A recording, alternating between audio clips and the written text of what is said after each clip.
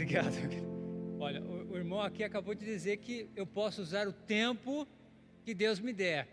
Bom, Deus nos dará a eternidade, então os irmãos podem se assentar e a gente vai tentar aproveitar o melhor da eternidade nessa manhã, tá bem? Queridos, primeiramente fica meu sincero agradecimento ao conselho desta igreja, ao pastor Éder, é isso mesmo? Ederson, pastor Ederson, pelo convite de estarmos aqui nesta manhã para juntos adorarmos ao nosso Deus, para bendizermos aquele que é Senhor dos senhores e Rei dos reis, e ao mesmo tempo termos a oportunidade de trazer a palavra de Deus à igreja. E para isso eu quero aproveitar o momento que essa igreja está vivendo, né? Eu fiquei sabendo que essa é uma igreja congregação da Igreja Presbiteriana Emanuel e está à procura de um pastor. Então eu quero que cada um que aqui é membro, os irmãos que são membros da Igreja Presbiteriana Emanuel, orem e orem incessantemente para que o Senhor envie um trabalhador para a sua seara. Vamos então à palavra do nosso Deus. Encontra-se lá no livro de Atos, no capítulo de número 2, dos versículos de 42 até o versículo 47. É uma passagem muito conhecida da igreja. Eu tenho certeza que todos aqui já ouviram mensagens baseadas neste texto. Então, Atos dos Apóstolos, capítulo 2, dos versículos 42 até o versículo 47. Todos acharam? Maravilha. E a palavra do Senhor assim nos diz: e perseveravam na doutrina dos apóstolos e na comunhão, no partir do pão e nas orações. Em cada alma havia temor, e muitos prodígios e sinais eram feitos por intermédio dos apóstolos. Todos os que creram estavam juntos e tinham tudo em comum. Vendiam as suas propriedades e bens, distribuindo o produto entre todos, à medida que alguém tinha necessidade. Diariamente perseveravam unânimes no templo, partiam pão de casa em casa e tomavam as suas refeições com singeleza de coração, louvando a Deus e contando com a simpatia de todo o povo. Enquanto isso, acrescentava-lhes o Senhor dia a dia os que iam sendo salvos. Presbítero Márcio, nos dirige ao Senhor em oração.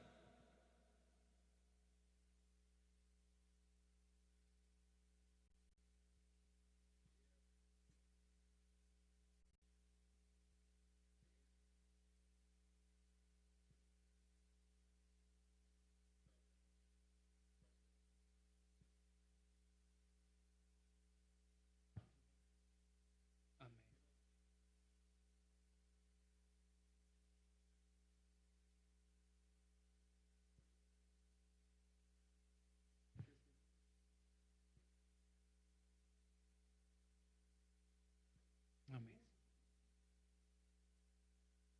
Amém, Senhor.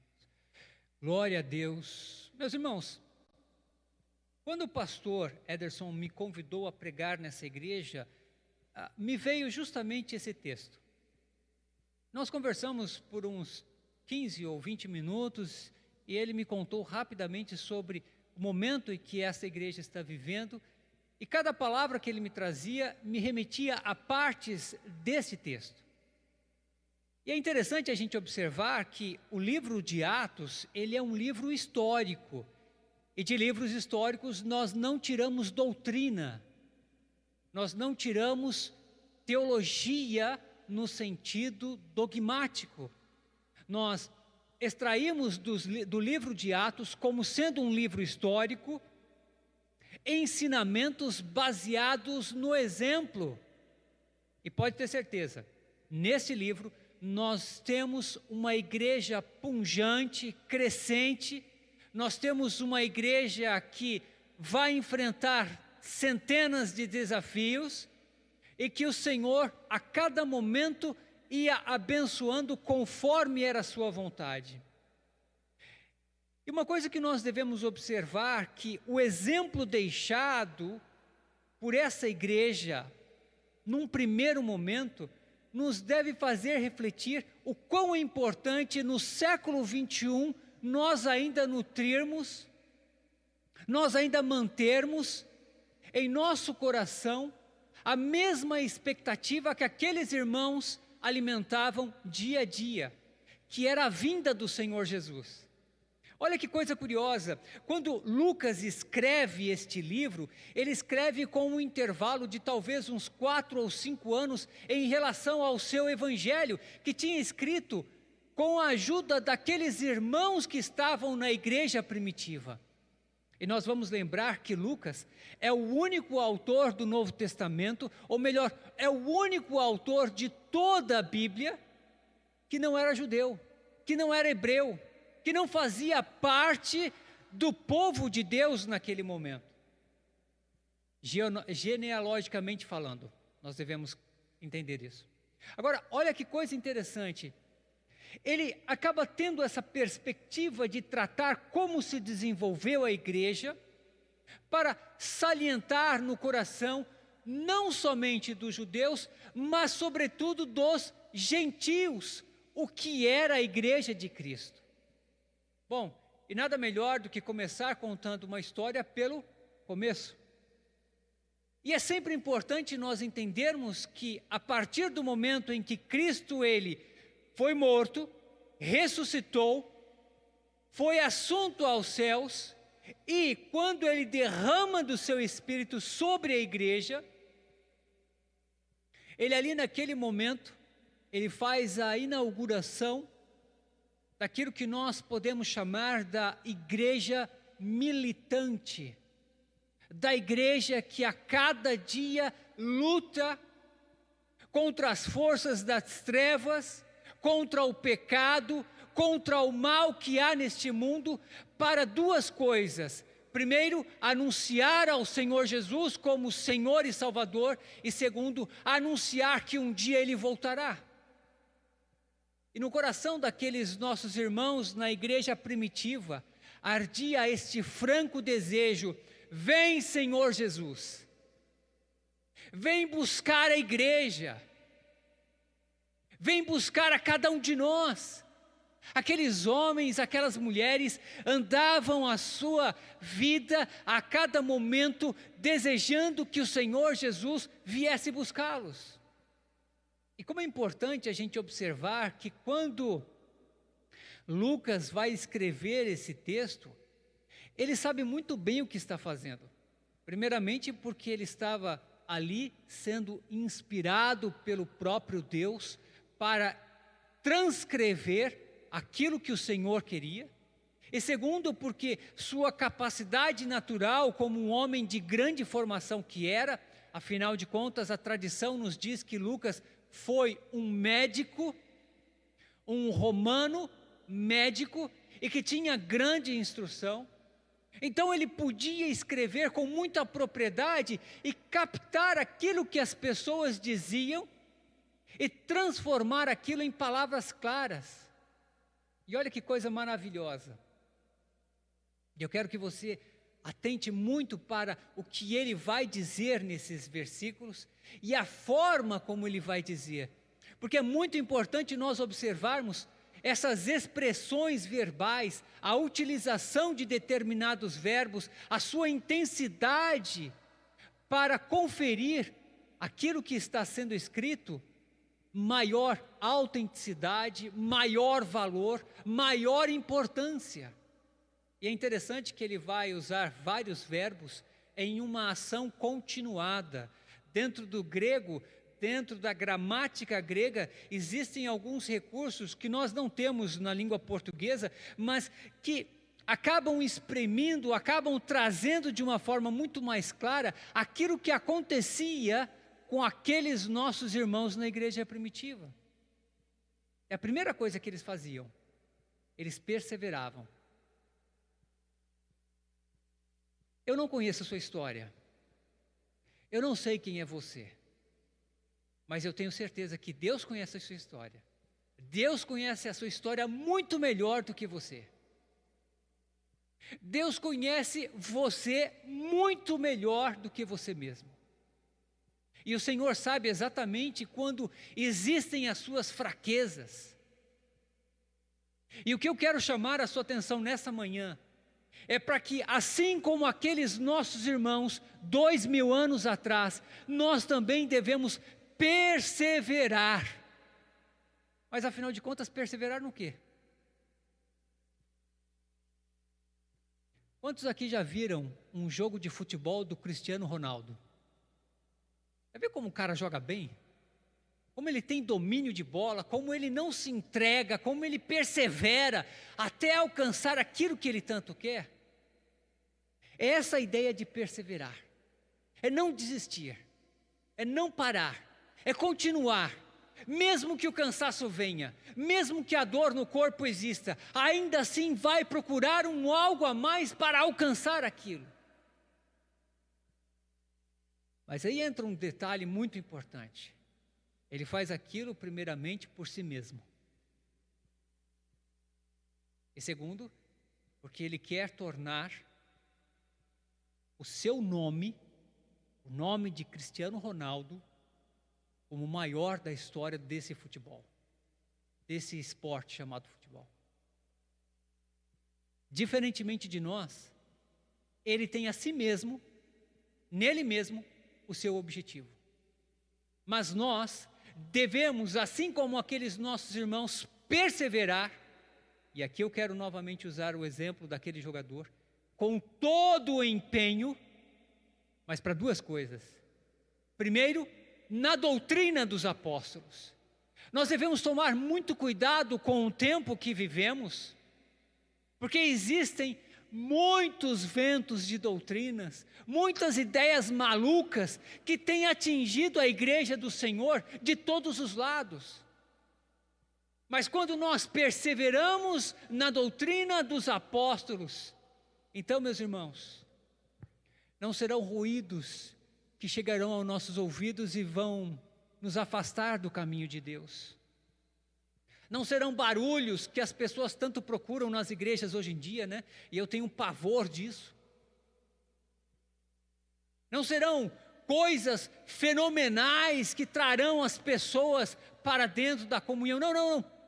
Nós vamos ouvir a palavra de Deus e perseverar na doutrina do Senhor, na doutrina dos apóstolos, e aí sim nós continuaremos a caminhar conforme aqueles nossos irmãos. Sabe o quê? Esperando a vinda de Cristo. Mas da mesma forma que esses nossos irmãos, eles perseveravam na doutrina, eles também perseveravam na comunhão. E a gente vive uma época de doido, né? Eu lembro que no Brasil eu trabalhava entre 12 e 14 horas todos os dias. E não tinha barriga me dói não. Tem que trabalhar, tem que trabalhar. No dia seguinte tem que levantar às 6 horas da manhã, vamos levantar às 6 horas da manhã. E se tem que dormir à meia-noite, tem que ir. É assim a vida. Mas sabe uma coisa que eu aprendi? Que toda vez que eu deixava o meu trabalho tomar o lugar daquilo que é de Deus e da igreja, eu fazia todo o meu trabalho mal. Saía uma porcaria. Saía a pior coisa que podia haver. E lendo esse texto, eu entendi claramente que sim, eu devo trabalhar, eu tenho que continuar nas minhas lidas, nas minhas atividades, mas eu tenho que necessariamente perseverar na palavra de Deus e também na comunhão com a igreja de Cristo. E aqui na América é bem pior do que no Brasil. Aqui nos Estados Unidos essa situação é bem pior, porque nós trabalhamos incansavelmente. E aqui eu quero chamar a sua atenção. Você deve trabalhar, sem dúvida, mas você não pode se esquecer da comunhão com a igreja de Cristo. E eu quero alertar sinceramente a cada um dos irmãos aqui. Não pensem que em 1 hora os seus pequenos estarão numa escola bíblica dominical e vão aprender tudo aquilo que é necessário para a vida. A comunhão dos santos, ela se dá em todas as esferas da nossa vida, a começar dentro da nossa própria casa. Isso é comunhão dos crentes, começa na própria casa, com a leitura da palavra de Deus, com a oração, com a conversa franca com o esposo, com a esposa, com os filhos. Se nós não dedicarmos tempo a essas coisas, seguramente o mundo vai tragar a nossa família. E aí a gente vai dizer, como tantas pessoas, aonde foi que eu errei, Senhor? Portanto, persevere na comunhão. E aqui a palavra comunhão, no grego, ela tem um sentido muito específico. Não é simplesmente a ideia de estarmos juntos, mas é a ideia de, meu irmão, está tudo bem com você? E com você, está tudo bem? Com você, minha irmã, está tudo jóia? Na graça do Senhor? Agora, se eventualmente alguém disser, olha, pastor, hoje está mais ou menos, então vamos sentar, vamos conversar, por 10 minutos, vamos orar juntos. E se eu não souber orar com você, o Espírito Santo nos levará a orar juntos e o Senhor dará uma resposta. É esse o princípio da comunhão, é nós termos tempo uns com os outros. E eu sei que é difícil. Eu sei que é difícil porque eu estou vivendo isso aqui nos Estados Unidos. Eu já vivia isso lá no Brasil, mas eu estou sentindo muito mais na pele aqui nos Estados Unidos.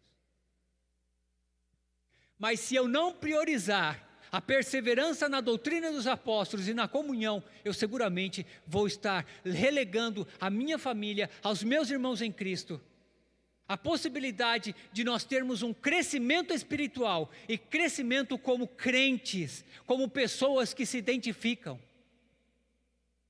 E sabe o que é interessante? Quando eles perseveravam na doutrina dos apóstolos, na comunhão, eles tinham isso em comum, olha, eles partiam o pão e eles oravam juntos. Teve um dia que eu cheguei para uma senhora e falei assim, minha irmã, eu fui fazer uma visita, eu falei, minha irmã, a senhora vai me desculpar, mas hoje eu não vou tomar um cafezinho não. Ah, não vai, pastor? Mas por que não? Porque eu acho que hoje já é o 5º café que eu vou tomar. Eu estou até meio cansado já de café, falar a verdade, estou ficando até meio chateado com ele. Ah, tá bom, pastor, então eu vou te fazer um chá. Bom, é melhor do que tomar mais um 5º café? Sabe, meus irmãos, dá uma telefonadinha para aquele irmão que você não tem tanto contato na sua igreja e diz assim, ô meu irmão, está tudo bem? Vamos nos encontrar numa padaria tal para a gente tomar um cafezinho? Vamos lá no Waffle House, é baratinho. A gente passa lá uns 15, 20 minutos, troca uma ideia, ora juntos. Ou então no final do seu expediente diz assim, ô meu irmão, eu estou dando uma passadinha rapidinha aí na sua casa, só para dizer o quanto eu amo você. Esse é o princípio de nós partirmos o pão e orarmos juntos. Mas sabe o que é interessante? É que quando a gente faz esse tipo de coisa, quando nós agimos como a igreja primitiva agia, começa a haver algumas coisas, consequentemente começa a haver uma movimentação interna no coração dos crentes. Vai lá no versículo 43. Acompanha comigo. Em cada alma havia temor. A minha pergunta nessa manhã é, há temor em nosso coração? Como houve no coração daqueles nossos irmãos na igreja primitiva? Há temor em cada um de nós, quando nós pensamos, meu Deus, eu muito mais do que ser membro da igreja presbiteriana Emanuel, eu sou membro do corpo de Cristo? Será que em nós arde profundamente um temor que nos leva a nos conduzir em todos os lugares de forma realmente bíblica? Em cada alma havia temor. essa ideia que o apóstolo, ou melhor, que o autor aqui desse texto, Lucas, vai trazer, é para realçar que nós devemos cultivar em nosso coração temor a Deus. E aí isso se identifica com todas as coisas da nossa vida, não é com uma ou outra coisa. Nós não devemos dizer que eu temo a Deus sentado no banco desta igreja, deste templo, ou juntamente com os nossos irmãos. Nós devemos ter temor a Deus em todos os momentos da nossa vida. Quando você estiver no seu trabalho, fazendo seja lá o que for, quando você estiver resolvendo algum problema, você deve demonstrar temor a Deus, inclusive pelo seu linguajar, pelo seu palavreado. O temor a Deus não é simplesmente eu querer mostrar para as pessoas, mas é eu viver internamente, sabendo que muito mais do que o externo, Deus conhece a mim mesmo internamente.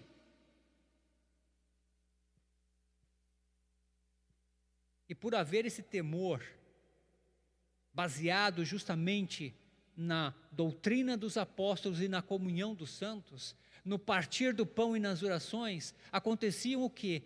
E muitos prodígios e sinais eram feitos por intermédio dos apóstolos.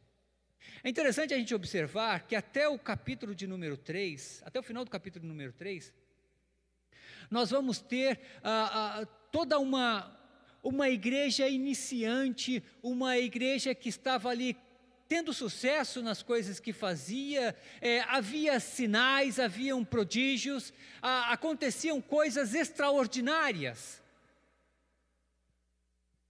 Mas depois desse momento, nós vamos ver que aquilo que nós podemos chamar de milagres param de acontecer na mesma intensidade.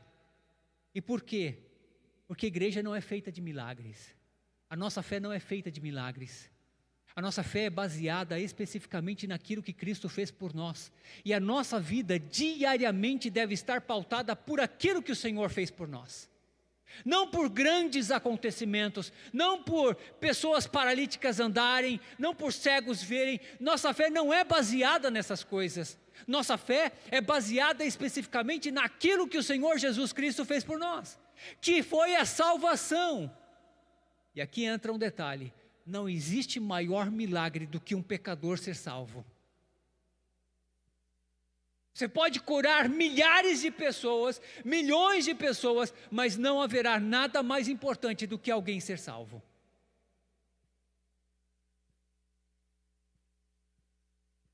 E a importância de nós observarmos esses prodígios e sinais é que eles estavam sendo feitos para mostrar o poder de Deus sobre a igreja. Não estavam sendo feitos para salvar pessoas, mas estavam sendo feitos para que Deus mostrasse o seu poder sobre a igreja, preparando aquela igreja para os tempos nebulosos que viriam logo a seguir. E olha que coisa maravilhosa, a gente deve sempre pensar por essa perspectiva. É que não há como nós nos basearmos na ideia de que essa é a igreja ideal, a igreja de Atos capítulo 2, versículos 42 a 47 é a igreja ideal. Não é. Porque essa foi uma fase muito pequena da igreja, da existência da igreja. Foi um momento muito curto. Exatamente por isso que nós devemos entender, não é uma questão doutrinária, mas exemplar. E ainda o autor continua dizendo: todos os que creram estavam juntos e tinham tudo em comum. É aqui que ele faz uma divisão de águas. Aqueles homens, aquelas mulheres que creram num primeiro momento, eles começaram a dizer o seguinte: o Senhor Jesus virá, o Senhor Jesus vem amanhã. Então vamos fazer o seguinte: quem tem uma propriedade aí, olha, eu vou vender minha propriedade para nós todos aqui vivermos igualmente. Já ouviram falar de um cara chamado Karl Marx? Ele escreveu um livrinho, sei lá, talvez umas 100, 120 páginas, chamado O Manifesto. É muito interessante de ler. Porque dentre as coisas que ele argumenta, Karl Marx foi um judeu da Alemanha, que viveu no século XIX, final do século XVIII, início do século XIX, e que insistia constantemente de que havia um senso de comunidade na Bíblia, e que todos deveriam viver igualmente. E esse homem era ateu, tá bem? Nem todos os que leem a Bíblia creem na Bíblia. Nem todas as pessoas que leem a Bíblia vão crer na Bíblia.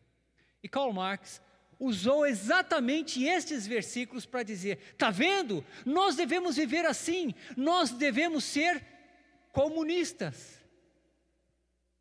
Daí vem a palavra comunista que nós tanto repudiamos hoje em dia. Essa gente tinha tudo em comum.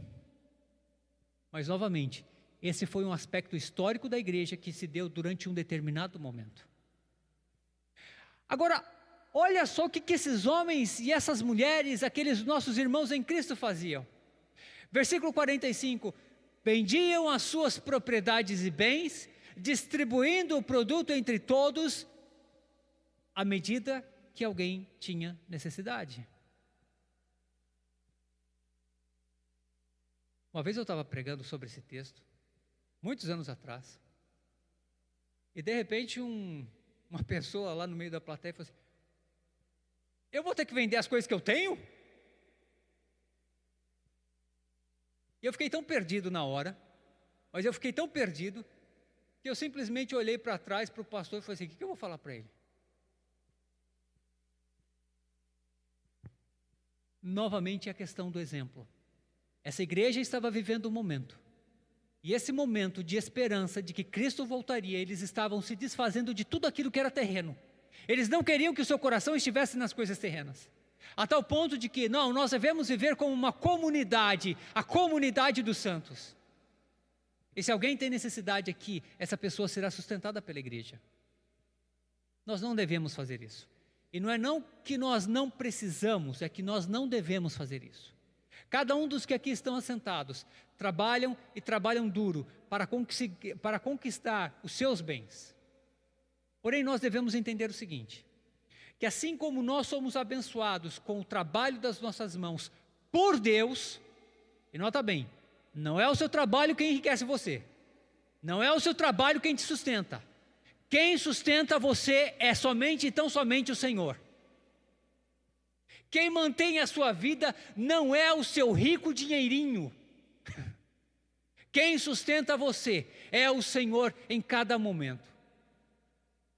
E assim como nós devemos ter essa consciência hoje, nós devemos entender que sim, o Senhor nos usará para abençoar outras pessoas, inclusive materialmente falando. Daí a razão dos dízimos e ofertas. Dízimo e oferta não está para a gente manter um bom templo, uma boa igreja, e graças a Deus que a gente tem ar-condicionado, né? Porque no Brasil era duro o negócio. Mas não são essas coisas. Os nossos dízimos e ofertas, eles devem ser voltados para a manutenção da casa do Senhor e daqueles que têm necessidade. E aqui cabe uma reflexão até um pouquinho mais profunda. Nós devemos fazer isso com pessoas que precisam, com aqueles que estão em necessidade. E aí talvez a gente diga: puxa, mas aqui nos Estados Unidos alguém dizer que está precisando de dinheiro é brincadeira também, né? Porque aqui se levanta dinheiro muito facilmente. Esse é o país ainda que se consegue levantar dinheiro ainda muito mais rapidamente do que em qualquer outro lugar do mundo. Mas olha só,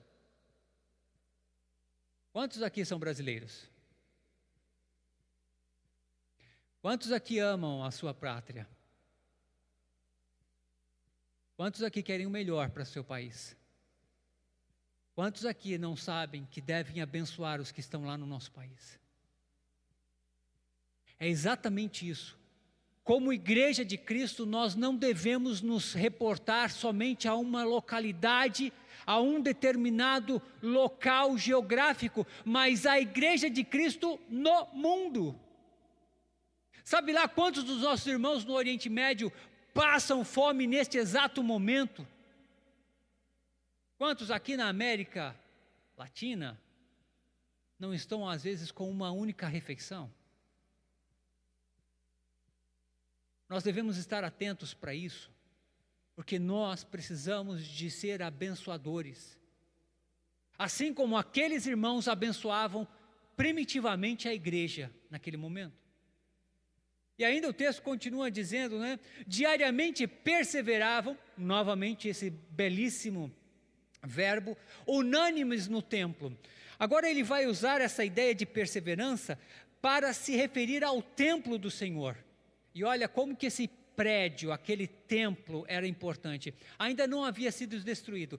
O templo que o Senhor Jesus andou e ofereceu inclusive sacrifícios, foi um templo que foi destruído no ano 70 da era cristã por um general romano chamado Tito, quando, entrando pelas portas de Jerusalém, disse: ponde-a abaixo, é para colocar tudo abaixo. E ele começou exatamente pelo templo de Jerusalém. E depois de um longo cerco de quase 2 anos, ele destruiu tudo aquilo que havia na cidade de Jerusalém. Aqueles irmãos, como em sua maioria judeus, eles tinham como característica a utilização do templo lá em Jerusalém para poder disseminar o evangelho do Senhor Jesus.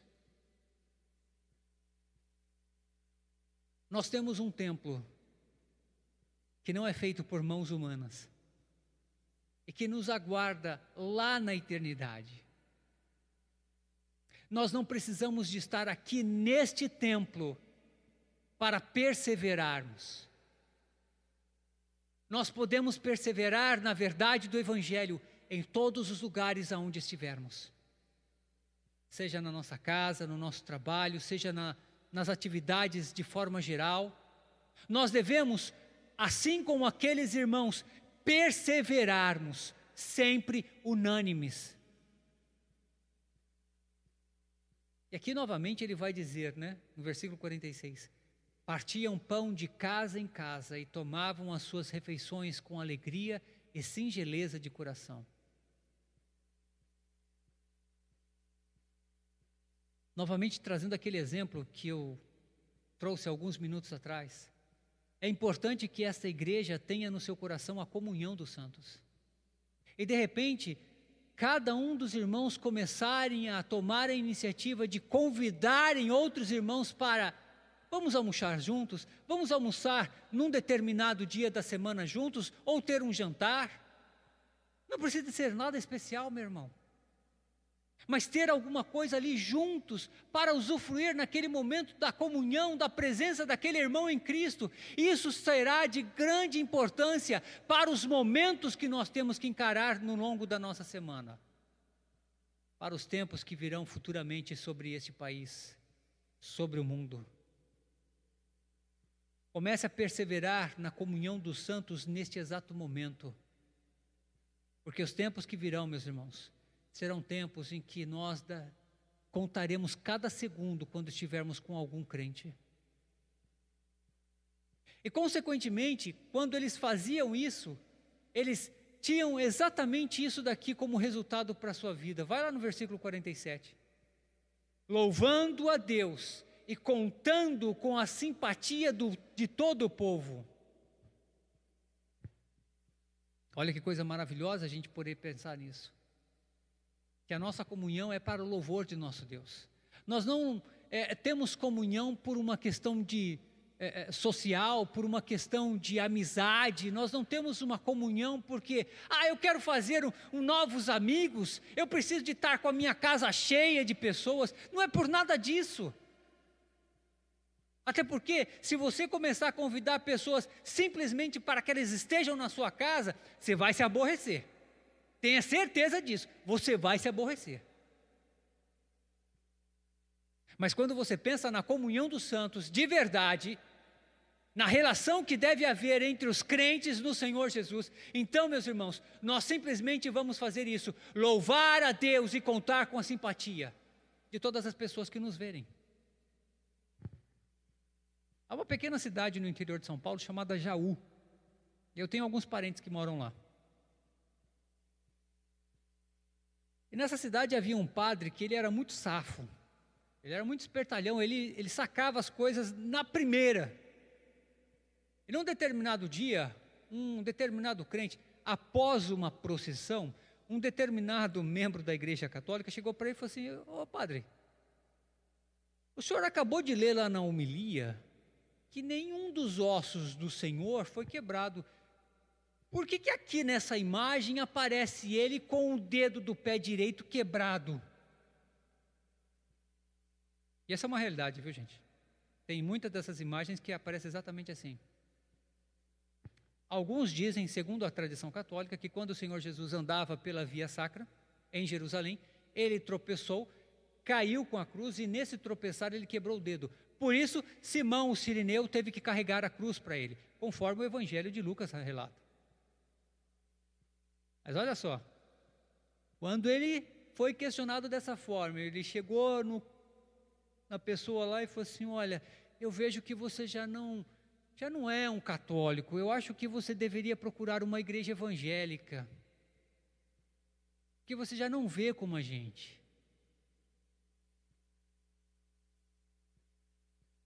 Observa bem isso. Passado um tempo, aquele mesmo homem encontrou aquele padre. E a primeira coisa que o padre perguntou foi: está gostando lá da igreja? Nós devemos observar que quando nós louvamos efetivamente, quando nós louvamos verdadeiramente a Deus, nós acabamos contando com a simpatia do povo. E às vezes até mesmo daqueles que são os nossos inimigos. Recentemente, nós tivemos essa trágica perda deste jovem anunciador do Evangelho aqui nos Estados Unidos. Eu comecei a ler uma reportagem de um homem que era de uma oposição ao Charlie Kirk. E num determinado momento ele disse: eu vejo tanto ódio nas palavras contra um homem que foi morto. E eu me pergunto se eu não estou do lado errado da história. Muitas vezes nós vamos deixar um exemplo até mesmo de simpatia por aqueles que vão nos perseguir, se vivermos conforme este exemplo da igreja primitiva, que é um exemplo vivo para nós hoje no século 21.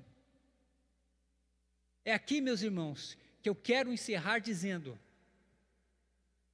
o Senhor, Ele vai acrescentar almas a esta igreja quando nós tivermos uma comunhão dos santos conforme os princípios, os preceitos da palavra de Deus, conforme tivermos uma vida espiritual, uma vida diária baseada na relação com o Senhor e com a igreja de Cristo. E quem sabe não veremos apenas brasileiros aqui. Quem sabe precisaremos de algum intérprete para algum americano. Quem sabe precisaremos de algum intérprete para algum hispano. Quem sabe precisaremos de intérprete para tantas outras gentes que aqui vivem nesse país, neste estado.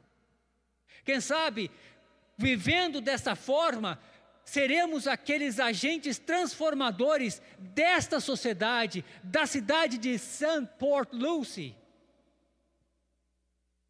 E aí, meus irmãos, nós teremos motivos para louvar e agradecer ao nosso Deus, sempre aguardando a vinda do Senhor Jesus. Eu quero que vocês pensem exatamente sobre isso. E no decorrer dessa semana, não deixem de viver a comunhão com os santos, de viver a palavra de Deus. Porque é assim que nós viveremos o Evangelho e alcançaremos tantas pessoas. Vamos cantar agora? Vamos cantar alguma coisa? Sim?